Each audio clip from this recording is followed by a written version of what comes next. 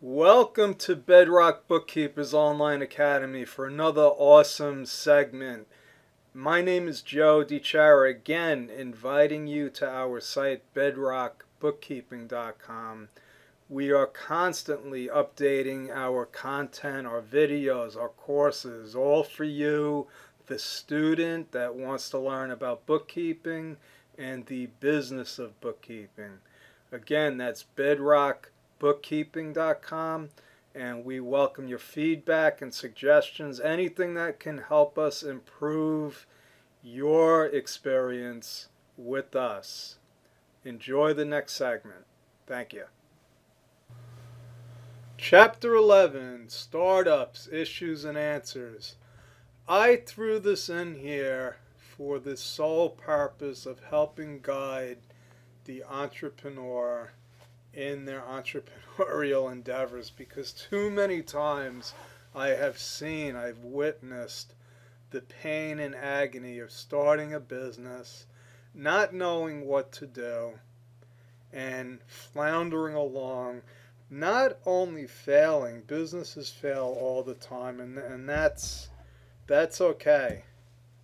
What's not okay are those businesses that barely survive, cutting corners just to try to stay afloat in the delusional pursuit of turning things around. I've seen businesses last 5, 10, 15 years, actually literally operating below the poverty level. And to me, that's just not acceptable. Sometimes you got to cut bait. And so here are the main issues as I see them. This is going to be another short chapter. Number one is the ability to generate revenue. You don't have a business if all you're doing is spending money. And believe it or not, I've seen people trying to launch businesses for years and all they have are expenses. Even the IRS's definition of a business does not warrant staying in business. Here's the fact: you can't just keep writing off expenses, for eternity. At some point, the IRS is going to say they're either going to audit you or they're going to say, you know what, you're not a business, you're a hobby. And unfortunately, that's what a lot of people have is a hobby. They don't have a business. So before you go spending years and a lot of money, you must determine if you actually have a product or service that is sellable. In other words, is somebody willing to give you money for what you're selling? It's as simple as that. If not, you need to either change your approach, change your product, change your service, or maybe you should just go back to work. I mean, unfortunately, not everybody is cut out to be an entrepreneur. So that's the first issue. Make sure that you have a viable business. Now, the second issue is the legal and tax structure of the business. So a lot of times what I see is somebody actually has a business and they remain as a sole proprietor. Probably the worst, most risky type of structure you can have for a business. So, once you start a business, you're automatically a sole proprietor. The first time that you spend money, you have a sole proprietorship. So you need to, once you determine that, yeah, you actually have money coming in, you have a business, you need to structure your business properly.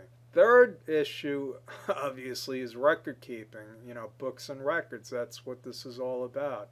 Most businesses can't accurately tell the story of their business.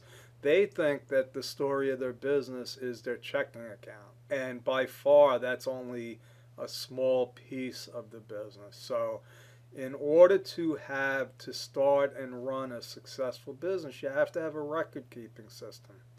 Fourth on the list is payroll tax compliance. This is where, like I said a couple of chapters ago, the payroll system, the payroll tax compliance issue, is where most small businesses get into financial problems. When cash flow shrinks, a lot of times first cost cutting, the first shortcut is, oh, we'll catch up on our payroll taxes. Wrong. Payroll taxes are what they call trust fund taxes. So even if you're a corporation, the IRS, the state, can pierce the corporate veil and come after your personal assets. So payroll tax compliance is the fourth issue I see small, startups get into trouble with. And fifth, and definitely not least, it's the owner themselves. In order to have a successful, growing, prospering business, it takes humility. The owner sometimes has to step back, let other people do those things that they're not equipped to do. Hint, hint, bookkeeping is one of them. But the successful entrepreneur knows his strengths, knows his weaknesses, and fills the gaps with those weaknesses by surrounding themselves with other people that are interested in their success. So that wraps up Chapter 11. Like I said, this one was short and sweet, but I believe was necessary in the scheme of your bookkeeping, your books and records, telling the story of your business. Because like I said, if you can't generate revenue, you don't have a business. Okay? And if you can generate revenue, you need to be structured properly. You need to keep the right records. You definitely need to pay attention to payroll compliance, and you need to get out of your own way. So that's Chapter 11. I hope you enjoyed this as much as me, and I look forward to wrapping it up with Chapter 12, the financial success mindset. It takes a team, which is what I've just been alluding to. So over and out. I'll see you in the next chapter. Thank you. And that wraps up another awesome episode of Bedrock Bookkeepers Online Academy. Joe DiChiara here, inviting you back to our site, bedrockbookkeeping.com. Check us out for the latest and greatest offers, discounts, updates and content, videos, new courses. Okay, again, bedrockbookkeeping.com. Joe DiChiara, over and out. Looking forward to seeing you at the next segment.